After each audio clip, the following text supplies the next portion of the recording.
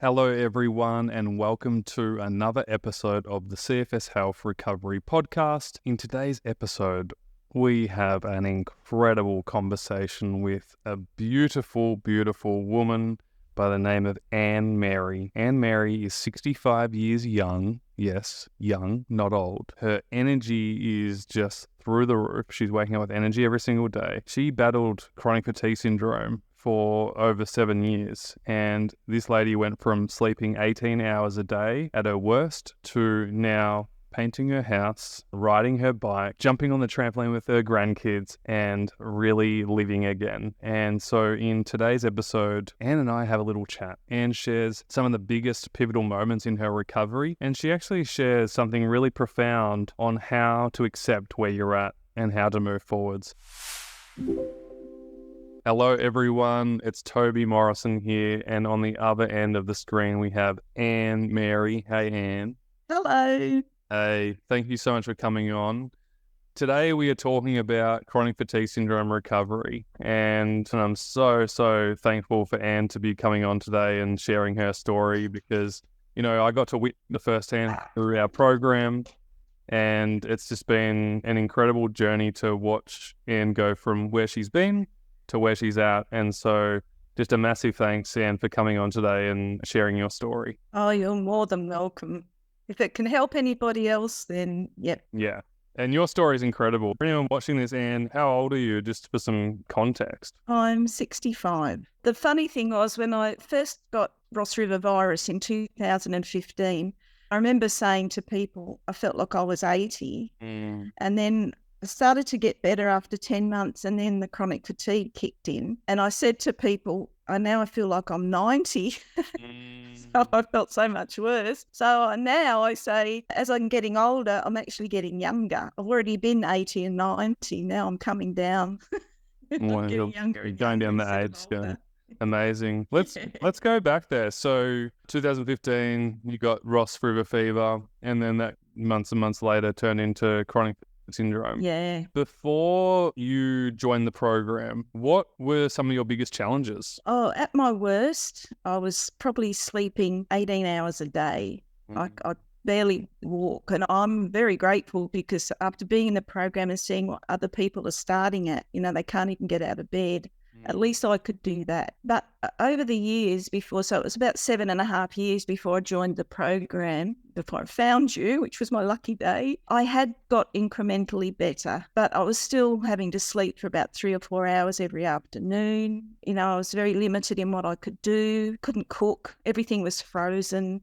And then I joined the program. I think after about a month, I was on amitriptyline, 25 milligrams, and I started to go off that. I started having the energy to cook, and that just made a big difference. But I think, I just was stuck. I guess I was about a level 3 or 4, Erin said, when I first joined, with what I could do. I could go for a little walk and go to the shops with my husband. He drove everywhere because I just didn't have the cognitive ability to drive. But now I'm driving to my daughter's, which is 15 minutes away. It's still in the country, but I'm gradually, I remember in one of our coaching calls, I asked you about driving, and you said, just do a little by little. It's always a little by little. I love that. It's my favourite quote. And so now I'm starting to drive into the local school, which is 15 minutes away, and then my husband drives the rest of the way into town, and I'm looking at extending that this year. So little by little, I'm going to drive a bit further into the more traffic and build up my confidence. Little by little becomes a lot. I love that. That's my favourite. Yeah. It's important because it's all about consistency, right? Consistency over intensity. Oh, it is. And I think the biggest thing I got from when I joined the program, that initially I wanted to watch every video like most of us do, I'm going to do it all today. And I remember one of the first ones, the fundamentals, was you saying, just watch couple of videos, just have everything you think you can do or should do. And when people do that team building exercise where they fall back and trust that people are going to catch them, that's what it felt like after watching a couple of the videos. I felt like I've just got to let go and trust that you've got me. And that's how I felt the program caught me, and was supporting me. And that was how I went with the mindset that I was going to just hand over to you guys. And everything I tried had got me so far, but you guys were the guiding light in a way. I don't know how many times I said to my husband, Toby said, I've got to do this. Toby says, do that. It was always Toby this, Toby that. Sorry, husband. Sorry, but not sorry. Yeah. Wow, that's incredible. I actually didn't know that you had that experience of that fully trusting the process. And to be honest, I've never really thought about it too much, but there is a process that you need to trust. And it's your process. It's your own process of doing the things, doing the work and fully leaning into it. And it's funny because you were someone who came into the program and you kind of really got into it pretty quick. Like you started to make some progress and get some runs on the board. And yeah, I'm sure you had some hard times through it, but it wasn't like you were sabotaging the process. It was like that effortless leaning in. I'm trusting the process. I'm going to get what I need and I keep moving forwards. And I'm glad you brought that up because I think so many people struggle with that, like of not trusting the process and second guessing everything. Yeah, and you see that in a lot of the comments, because that was the other thing that was wonderful, that Facebook family. That was just so good. And to be able to pass on experiences. But I think the thing was, there's always that niggling doubt that so-and-so is now rock climbing, but is it going to happen to me? There's always that little, am I going to be the exception? But I'm not. It works. If you just trust and let go, and it will work. And I must admit, my mindset, I didn't realise I was quite a way along the path with my mindset until sitting in on Gemma's coaching calls. I was already curious. I was already grateful every day. I actually had a similar experience to you, Toby, that you said in one of your videos where you saw someone, you were feeling really bad and you saw someone who, I can't remember if they were in a wheelchair. There was a guy, he was basically missing his arms and legs. And that morning I was complaining about life and I was basically blaming the world. I was so angry at the world. Why me? Why do I have to suffer like this? Why can't someone who's a meaner person who probably deserves to be more sick than I am? And it was such a victim mentality, but yeah, this guy in a wheelchair was getting pushed past me and he was disabled. He had no arms and legs. And as I had my hoodie on and I was walking down the street just feeling sorry for myself, he actually looked at me and smiled at me. And I'm getting teary thinking about it, but he got pushed further back. And in my mind, I thought, how can he be happy? Like I don't understand it. And I looked back and I looked over my shoulder and he looked over his shoulder again as he was getting pushed away from me and he smiled back again. And then that's when I was like, holy shit, how dare I? How dare I complain? I've got arms and legs, like he didn't even have a choice. Yeah. There was really the pivotal moment of my recovery because I went home that night and it was the first day I wrote down a list of everything that I was grateful for. And from that day on, I focused on what I had control of. And it really was the pivotal changing moment in my life. And, I got to thank that guy so much for smiling at me.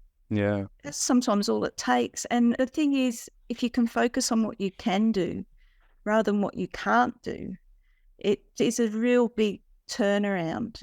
The experience I had was I'd just been to see a physio and I went in to see if there was anything proactive. This was before the program, proactive I could do, like little exercises, anything that could help improve my strength. And she basically said to me, no, you're going to be like this for the rest of your life. So I was coming home, driving along our road, which is a country road, and this young man in a wheelchair just popped out of the driveway.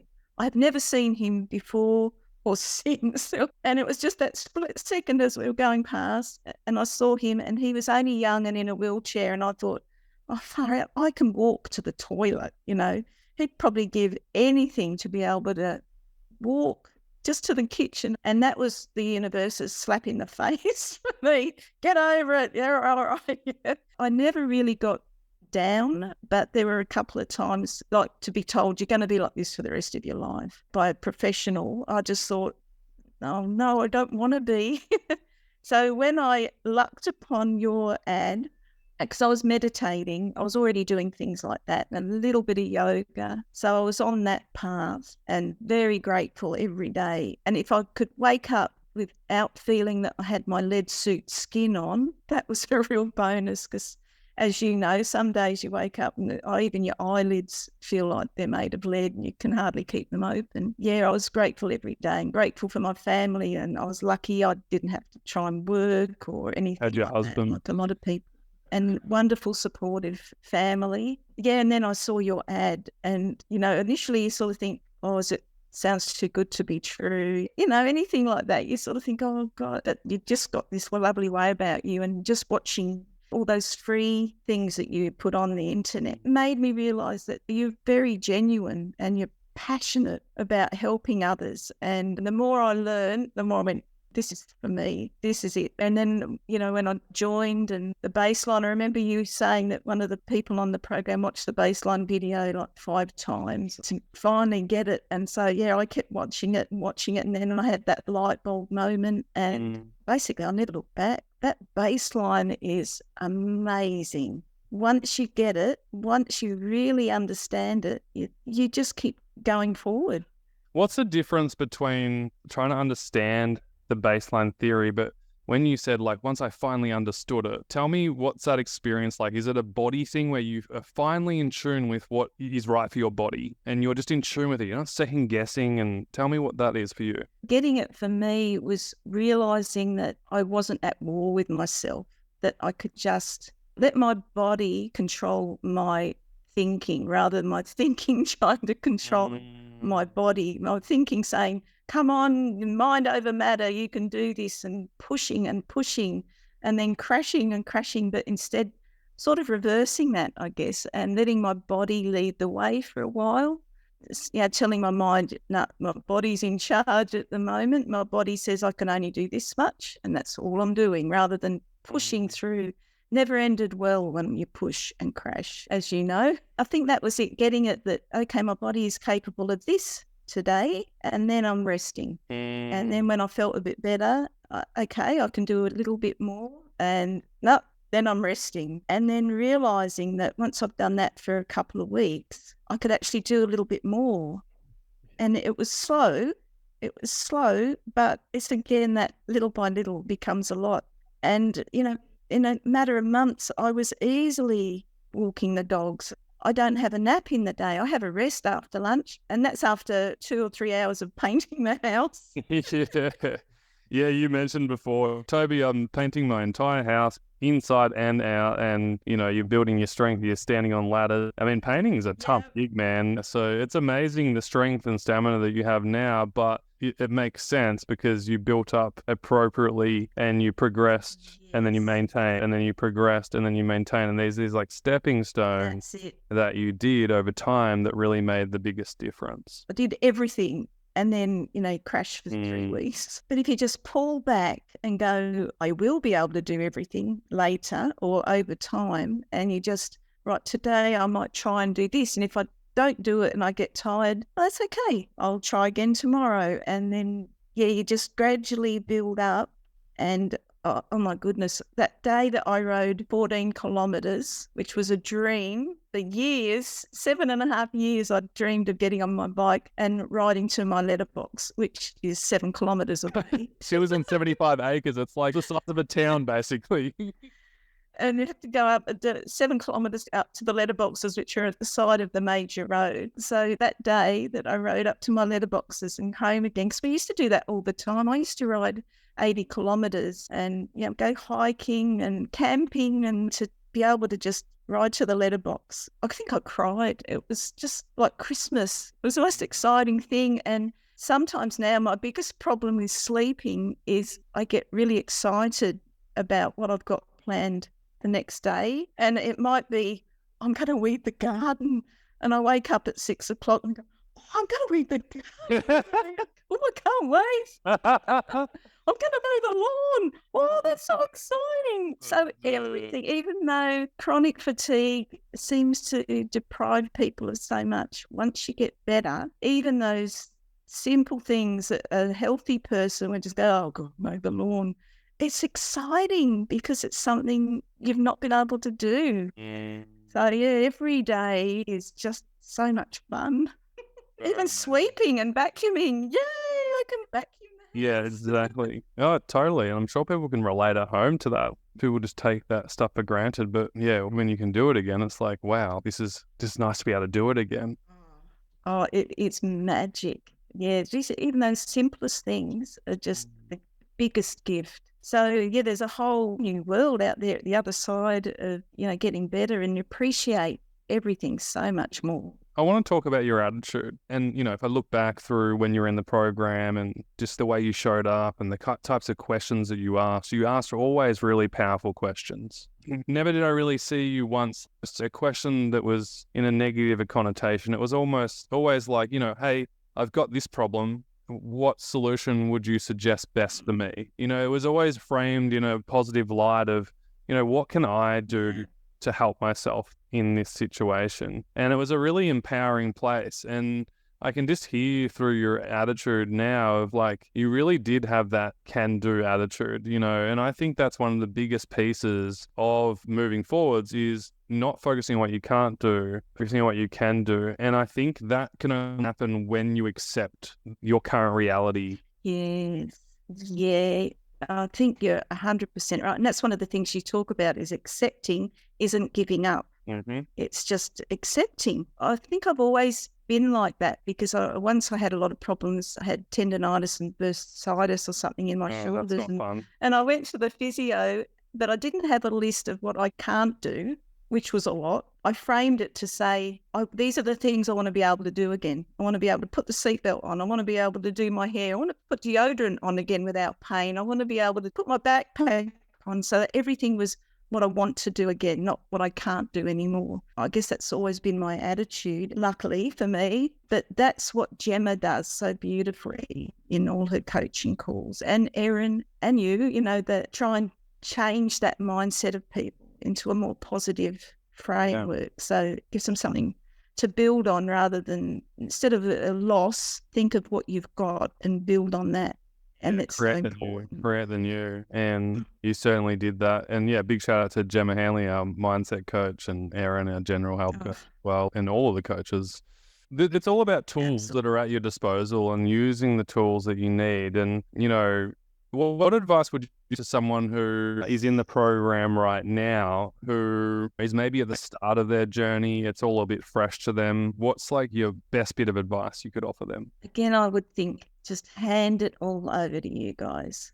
I saw a video the other day. It was Pink's new song, and I think it's called Trustful. And I just resonated with that so much because that's the fall I was talking about, where you fall back into the program. Trust you guys have got you. You've been there. You've done it. You've helped so many people, and you will keep helping people, but they've just got to hand over their trust to you and just follow your advice. Don't second guess it. Don't undermine themselves, but just trust what you're handing them. You've got everything covered. All those videos, like I said, when I first started, I wanted to do it all. I'm going to get better by, tomorrow afternoon at tea time. I'm going to be better. Doesn't work like that. You've got to just work through. It's so incremental, which can be frustrating, but that's where you've just got to hand it over. You can do that and hit the singles every day and trying to hit the big home run. Eventually it's just going to work. But it's funny that you mentioned that, because if I look back at the people that really succeed really well through the program in a really relatively good amount of time, it's exactly that. Don't second guess anything. They join, they invest, they focus on it, and they don't second guess, should I do that? Oh, no, I don't know. They just do what they need to do in the moment. What is the next best step? What is the next best step? And if they just keep sticking at it, over time that changes and evolves as you change and evolve, and then just gets better and better, So it's really neat that you're kind of sharing this. It's fascinating. Where are you at now, just to paint the picture, no pun intended, but where are you at now? I know you said you're painting your house, but like day to day, you're riding your 14 Ks to the letterbox. You just seem to be having a bunch of fun at the ripe age of 65. I am. And at the beginning of this year didn't start that well. My mum, who was an incredible 101 years old, passed away. She passed away at the beginning of January, and on Boxing Day, which was her 101st birthday, she was still dancing. It was amazing. Wow. So we had that at the beginning of the year, and I got through the bereavement or the eulogy and all the other stuff, cleaning out her room. And we got gastro on top of that. And I got through that, no going backwards. And every day I wake up full of energy, which sometimes I think, oh, I got energy today. Oh, again, that's amazing. Where I've had years of waking up, maybe one day in 3 months I had energy. Wow. And the rest it was drag yourself around. But every single day I wake up with energy. And even with all those things, life, that happens, I'm still waking up with energy and appreciating it so much. And I can actually plan. I can actually think, I'm going to do this. I'm going to go do this tomorrow. Where before it was you wake up and you don't know what the day's in store, what energy you've got. But to actually be able to plan, I have a friend who lives 15 minutes away. I can plan to go out to lunch with her now. And I drive to her house and then she drives me into town because I'm not quite up to driving into town yet. So, to be able to just think, right, next Thursday at 3 o'clock, I'm going to go and have coffee. It's just doing normal things that I could never do before is magic. And I'm doing yoga. I'm working on, building up my strength. Of course, I'm up and down the ladder and painting. So, just every day is a gift and it's just magic. I love it. Since you joined the program and you did the program, what significance has that had on your life? Yeah, I felt like I was in a cocoon, or, you're sitting on a seat at the edge of the road watching life go past, and occasionally you can say hello, and, that life drifts past. But now I'm actually in the stream, and I've missed out a lot on some of my grandchildren over the last 7.5 years. But I still have 2 little ones, and one's going to be 4 soon, and one's going to be 6. And I got on the trampoline with them. And oh man, I had so much fun. That is so good, Grandma, jumping on the tram. I had so much fun. So I'm actually being able to play and just really enjoy that. Got the energy to talk with them, to play games with them. And with my husband, sharing our love for bike riding with him. I've spent the last 7 years watching him head off to go riding with all our friends. And I'm not quite there yet, but I'm hoping this year I'll be up to going for some rides with some of the groups. And again, I'm not expecting it's going to happen tomorrow. I'm still a work in progress. And I've got a lot of building up of strength to do. I'm not 30 anymore, but I feel it. Oh, man. Well, you're just living life again, and you're just building into your goals and what you want to focus on. I think it's just absolutely incredible. I think one of the biggest things too was boundaries. Like when I first got sick, I was still thinking I should be helping other people. And I tried to do that, not realising it wasn't helping me at all. And I think that looking back now, that probably took me a lot longer to progress if I had just, said no. And it wasn't family, it was people outside family that I was trying to help. And my family were great, they were so supportive. But boundaries is so important as well. And that's another Gemma thing. It's okay to say no. That's so hard. That is so hard when you're used to being a people pleaser, I guess, isn't it? Yeah, and you have a whole boundaries workshop that takes you through the process of giving you the framework to set a boundary. Right. And the guilt workshop, oh my goodness, that was absolute amazing. The program is an absolute treasure chest of information, of guidelines. It breaks everything down for you. You don't have to reinvent the wheel. It's all there. If you follow the steps, you will get to the treasure at the end, which is having your life back. 2 years, the doctor kept saying to me, take this medication that was amitriptyline, which she said was like a neurotransmitter blocker. It was an antidepressant, but in the lower dose, it blocks neurotransmitter pickup, which gives you more energy and helps with chronic pain and sleeping. So after 2 years, I finally said, all right, I'll take it. Well, nothing else seems to be working.